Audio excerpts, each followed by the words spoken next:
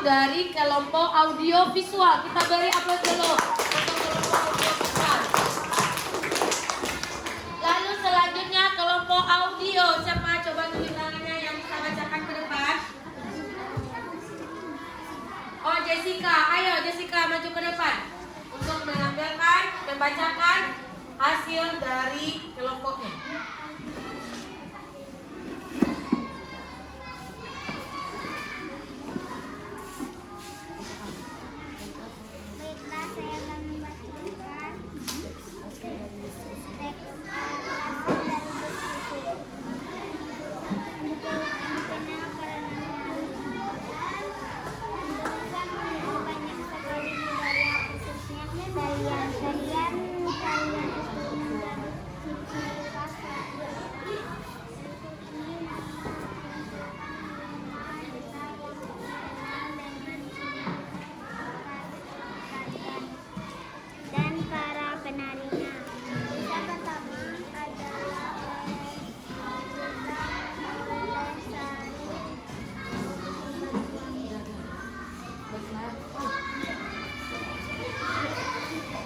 Nah, itu hasil dari kelompok audio. Kita beri aplaus dulu. Nah, tadi kita sudah membacakan teks berdasarkan minat dan bacanya anak-anak ibu semua. Ada yang dari kelompok audio, audio visual, dan kinestetik. Nah, bagaimana ibu mengelompokkan itu? Itu adalah tempat di mana kamu memahami pelajaran berdasarkan minat kamu sendiri. Kamu mencerna pelajaran itu dengan cara apa? Sudah kita bagi kelompoknya. Dan kamu sudah membacakan hasilnya ke depan. Tadi yang tentang teks dikenal karena menari itu. Nah, dari teks yang sudah kita bacakan tadi, yang sudah dilihat atau didengarkan tadi, yang sudah ditampilkan tadi, siapa yang bisa memberikan kesimpulan dari teks itu? Siapa yang bisa? Dan ceritanya kan kita sudah paham apa kesimpulan dari ceritanya itu, tentang apa ceritanya. Siapa yang bisa? Coba ditunjuk tangannya. Ayo, Aura bisa? Aura kan tadi ya. Abel bisa, Abel? Abel kan tadi membaca. Tentang ceritanya itu Abel sudah paham cerita tentang apa yang ada di teks ini. Sudah? Berceritakan tentang apa, Abel? Apa? Dikenal karena penari. Di desa mana itu dikenal karena penari itu? Diadakannya? Ada desa desa di Banyuwangi. Di Banyuwangi. Di sana banyak sekali penari-penari. Di sana. Jadi banyak orang-orang yang dikenal itu karena dia seorang penari. Iya, begitu cerita teksnya. Yang itu isi dalam teks ceritanya itu. Yang sudah membacakan, apakah iya? Tambahan cerita seperti itu? Atau mau ibu ulangi lagi untuk menceritakannya? Tapi semuanya wajib untuk iya dan memahami apa yang ibu bacakan. Tolong dulu, ya. Dikenal karena menari. Indonesia memiliki banyak sekali budaya, khususnya tarian. Tari-tarian itu menjadi ciri khas suatu daerah. Berikut ini dihimpun 5 daerah yang dikenal dengan ciri khas tarian dan penarinya. Desa pertama adalah Desa Olesari di Banyuwangi, Jawa Timur, yang terkenal dengan tari Seblang. Dengan tari apa? Tari Seblang. Tarian yang dilakukan setiap tahun ini diyakini untuk menghindarkan desa dari bahaya. Nah, itu fungsinya dia mengadakan sebuah tarian itu karena menurutnya kalau dia melakukan tarian itu adalah untuk menghindari desa itu dari bahaya-bahaya. Dia percaya hal itu. Lalu penarinya biasanya wanita dewasa yang wajahnya ditutupi daun kelapa. Bisa kamu lihat pada gambar yang ada di buku ini.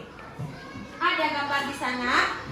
Seperti itulah contohnya penari itu. Ditutupi mukanya dengan daun kelapa. Penari kegiatan membajak sawah sambil menggendong boneka mengikuti irama musik. Seperti itu cara penarinya. Lalu desa kedua adalah desa apa? Cempaka di mana? Di Bali dengan tari apa namanya? Tari baris. Tari baris. Tari ini dibawakan oleh laki-laki dewasa. Beda lagi dengan tarian yang tadi yang perempuan. Sekarang yang laki-laki dewasa penarinya. Gerakannya menghidupkan pemuda gagah yang berani menerjang medan perang. Coba kamu lihat pada gambar di bawah itu. Apakah dapat gambar penarinya? Ada. Nah, itulah bentukannya. Tari baris dibedakan menjadi dua berdasarkan jumlah penarinya. Tarian yang dibawakan seorang penari disebut dengan tari jojer. Sementara tari yang dilakukan berkelompok disebut dengan tari dadak. Kalau dia seorang penari, kalau hanya satu penarinya disebut dengan tari apa namanya tadi? Tari jojer. Kalau dia berkelompok tari apa namanya tadi? Tari dadak. Selanjutnya adalah desa Barikin di mana? Kalimantan Selatan dengan tari apa namanya? Paksa Peka. Tarian ini dibawakan oleh penari perempuan yang jumlahnya ganjil. Misalnya 1, 3, atau 5 penari. Jumlahnya harus ganjil, tidak boleh genap. Gerakannya meliuk-liuk menggambarkan seorang putri yang sedang bermain di taman bunga. Ada gambar di bawah itu, coba kamu lihat. Sudah nampak? Seperti itulah bentuk contohnya. Tari bangsa kembang sering dipentaskan di acara-acara besar. Jadi dia sering ditampilkan di acara-acara besar. Kita di Sumatera Barat juga ada tari-tariannya. Ada. Sering juga kita tampilkan di acara-acara besar. Contohnya tari apa biasanya itu? Tari piring. Bagus. Tari piring gimana biasanya ditampilkan oleh orang Sumatera Barat? Di mana?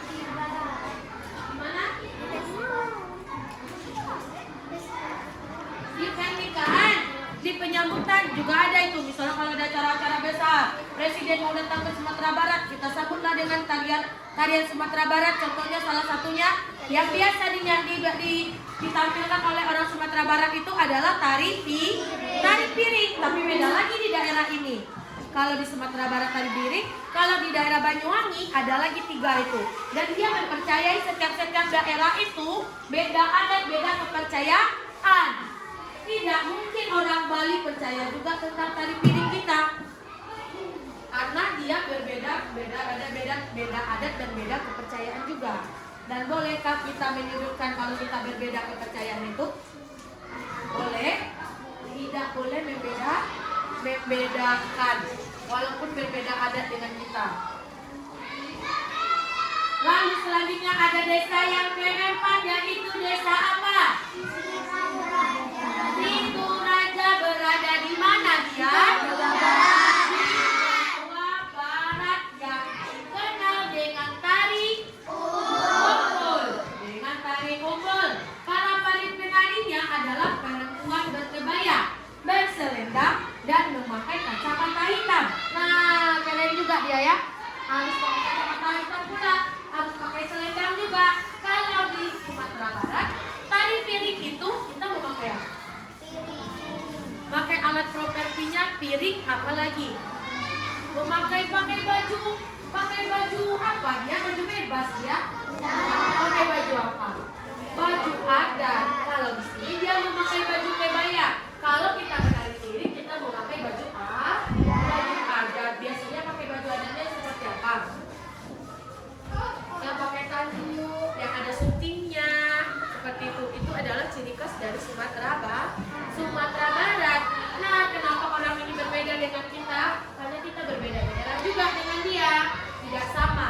Kalau dia harus memakai selendang, memakai kacamata hitam juga. Gerakannya gemulai, menggoyangkan badan, dan sedikit menirukan gerakan pencak silat. Tahu pencak silat? Pernah mendengarkannya? Tari ini mengandung pesan bahwa perempuan juga bisa menjaga diri dengan ilmu bela diri. Nah, itu arti dari tarian yang ditampilkannya tadi.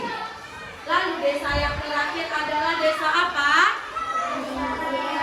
Gigieng. Gigieng. Gigieng yang ada di mana? Di Aceh. Di Aceh. Apa nama tarinya? Saudari. Saudati. Fungsi tarian ini bukan hanya sebagai pertunjukan hiburan untuk rakyat, melainkan juga sebagai sarana dakwah untuk mengembangkan ajaran agama Islam. Nah, seperti itu. Ada arti dari tari-tariannya semua. Tari Saudati berapa jumlahnya?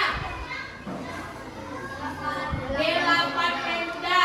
Gerakan yang dibawakannya menggambarkan seorang syekh bersama para pembantunya. Nah, seperti itu bercerita dari dikenal karena menari itu tadi.